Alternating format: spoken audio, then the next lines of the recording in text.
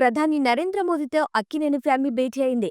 Maan key బాత్‌తో ప్రధాని మన ANR గురించి గొప్పగా మాట్లాడారు. శత జయంతి జరుపుకున్న భారత సినీ ప్రముఖుల గురించి మోదీ ప్రత్యేకంగా మాట్లాడారు.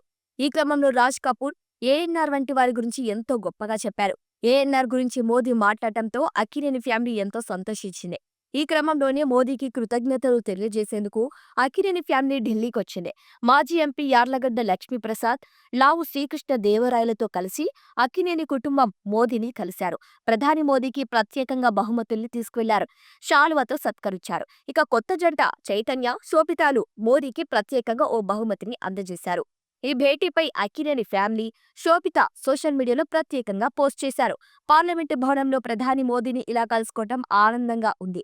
అక్కినేనిక విరాట్ వ్యక్తిత్వను ఆయనకు ప్రదానం చేయటం గౌరవంగా ఫీలవుతున్నాం. ఏఎన్నార్ గారి సినీ ప్రయాణానికి గుర్తుగా ఆయనకు నివాళిగా ప్రధాని బహుకరిష్టం ఆనందంగా ఉంది.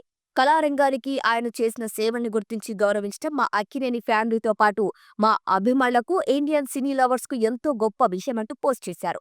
నాగ చైతన్య ప్రస్తుతం తండేల్ సక్సెస్ ని ఎంజాయ్ చేస్తున్నట్టుగా కనిపిస్తున్నాడు. ఈ మూవీకి మంచి టాక్ వచ్చింది. పాజిటివ్ మౌత్ టాక్ తో ఈ వీకెండ్ మొత్తం తండేల్ హవానే ఉండేట్టు కనిపిస్తుంది.